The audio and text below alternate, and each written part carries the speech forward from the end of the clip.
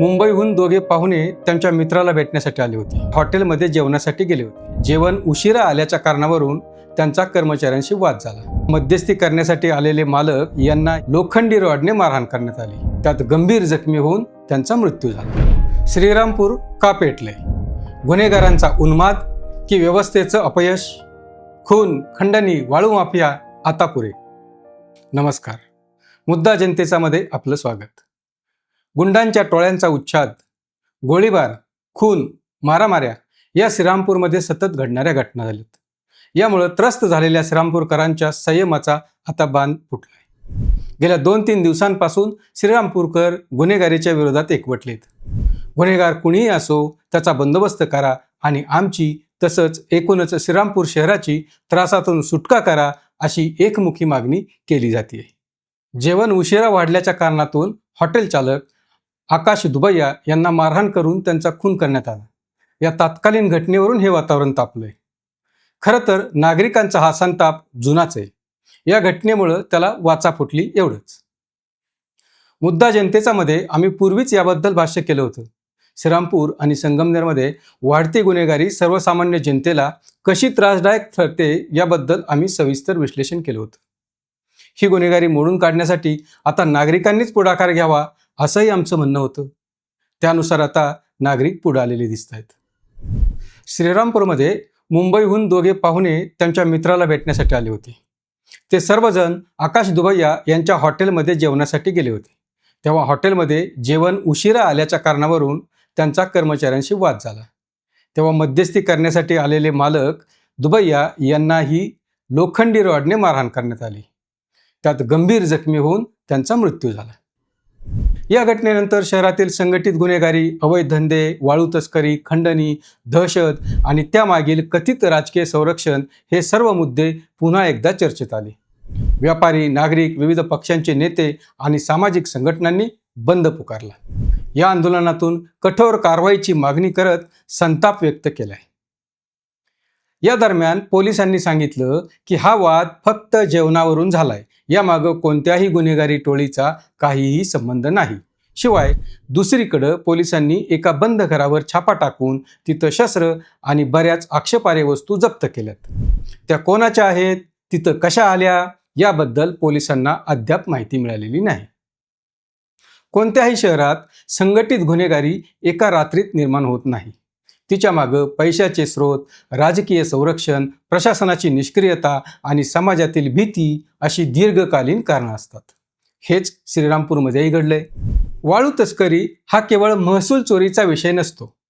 त्या पैशातून बेकायदा शस्त्रे, गुन्हेगारी टोळ्या, खंडणी, जमिनीचे व्यवहार, मादक पदार्थ आणि निवडणुकांमधील हस्तक्षेप यासारख्या अनेक गुन्हेगारी साखळ्या उभ्या राहतात.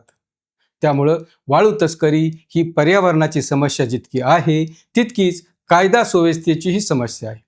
जेव्हा एखाद्या अवैध व्यवसायात वर्षानुवर्ष सुरू राहतो, पोलिसांवर हल्ले होतात, महसूल विभागावर दबाव येतो, अधिकारी बदलले जातात आणि तरीही धंदा बंद होत नाही, तेव्हा सामान्य नागरिकांच्या मनात एकच प्रश्न निर्माण होतो, हे सर्व कोणाच्या आशीर्वादाशिवाय चालणं शक्य आहे का?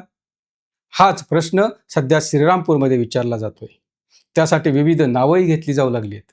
अर्थात कोणत्याही व्यक्तीवर पुराव्याशिवाय आरोप करणं योग्य नाही, परंतु अशा शंका निर्माण होताना दिसत आहेत. नागरिकांचा प्रशासनावरील विश्वास कमी होणं ही कोणत्याही सरकारसाठी चिंतेची बाब असते. नागरिकांचा दबाव वाढल्यानंतर पोलिसांकडून कारवाई सुरू झाली आहे. हॉटेल चालकाच्या खून प्रकरणात स्थानिक तिघांना अटक करण्यात आली आहे. मात्र मुंबईवरून आलेले ते दोघे अद्याप पकडले गेलेले नाहीत. ते कोण होते आणि कशासाठी आले होते हे पुरतं स्पष्ट झालेलं नाही. गुन्हेगारांवर कारवाई आवश्यकच आहे, पण त्याचबरोबर काही प्रश्नही पडतात. इतक्या काळ तक्रारी असूनही कारवाई का झाली नाही? अवैध वाळू उपसा रोखण्यात यंत्रणा अपयशी का ठरली? महसूल, पोलीस, खनिकर्म आणि स्थानिक प्रशासन यांच्यात समन्वय नव्हता का? गुन्हेगारांना आर्थिक बळ आणि संरक्षण कोठून मिळालं? त्यांच्यावर कठोर कायद्याअंतर्गत वेळेवर कारवाई का झाली नाही? या प्रश्नांची प्रामाणिक उत्तरं मिळाल्याशिवाय परिस्थिती बदलणार नाही. बंद आणि मोर्चे म्हणजे लोकांच्या असंतोषाचा उद्रेक असतो. शहर बंद, व्यापाऱ्यांचा सहभाग, सर्वपक्षीय मोर्चे आणि विविध नेत्यांनी व्यक्त केलेली नाराजी ही केवळ भावनिक प्रतिक्रिया नाही, ती प्रशासनावरील ढासळलेल्या विश्वासाची अभिव्यक्ती आहे. जेव्हा नागरिकांना वाटतं की न्याय मिळवण्यासाठी रस्त्यावर उतरावं लागतं, तेव्हा ती लोकशाहीसाठी धोक्याची स्थिती असते.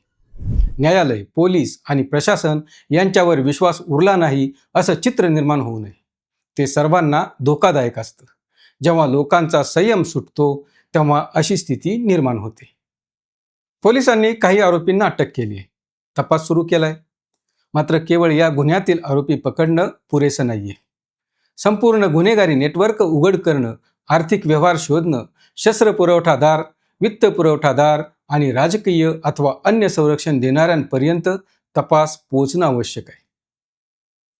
जर तपास फक्त या गुन्ह्यातील गुन्हेगारांपुरता मर्यादित राहिला आणि सूत्रधारांपर्यंत पोहोचला नाही, तर काही महिन्यात नवीन टोळी पुन्हा तयार होईल.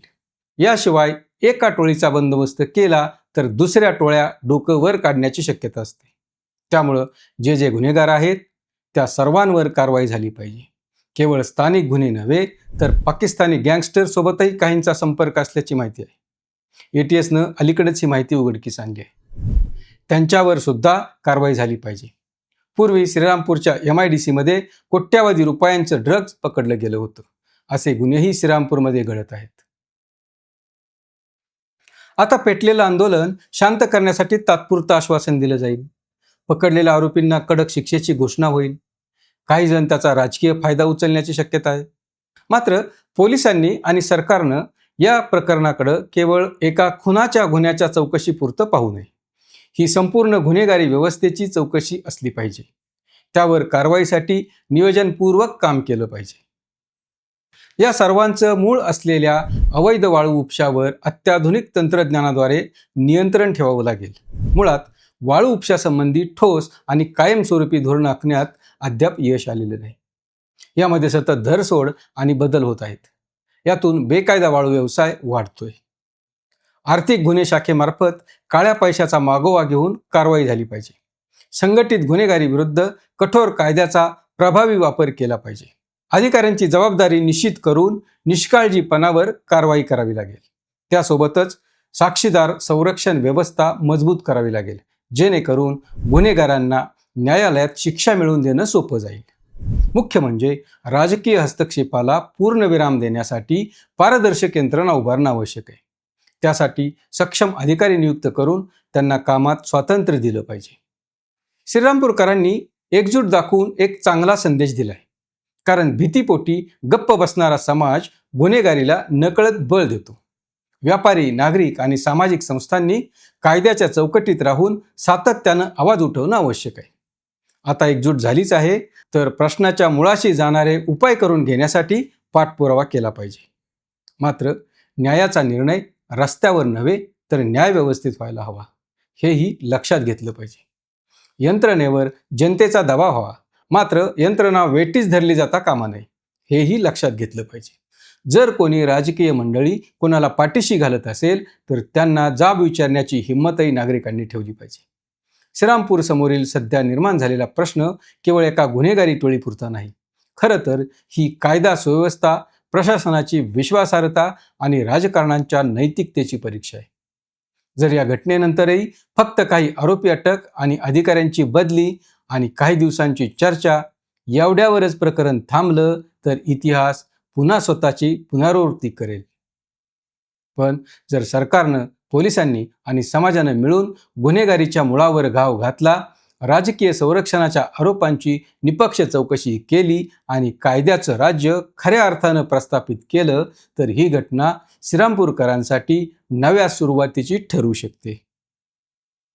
शहराला बंद नव्हे तर भीतीपासून मुक्ती हवी आहे. गुन्हेगारांना केवळ शिक्षा नव्हे तर गुन्हेगारीची संपूर्ण साखळी मोडून काढणारी व्यवस्था हवी आहे. तेव्हाच श्रीरामपूर पुन्हा शांततेचा श्वास घेऊ शकेल. हा व्हिडिओ आपल्याला कसा वाटला, यावर आपलं मत काय आहे, आम्हाला कॉमेंट करून जरूर कळवा.